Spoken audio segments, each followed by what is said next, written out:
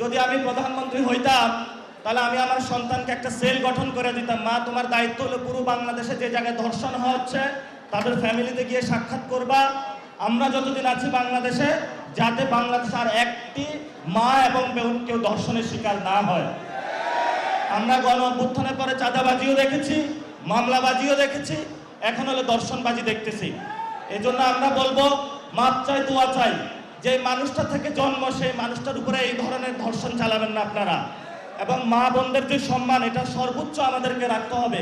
গণ অভ্যুত্থানে ওনারা নেমে এসেছিল এবং বাংলাদেশের 50% যারা আমাদের মা বোনেরা, তাদেরকে যদি আমরা সম্মান পোষণ করতে না পারি, তাহলে আমরা একটা কাপুরুষের জাতি হিসেবে বাংলাদেশে বসবাস করতে হবে।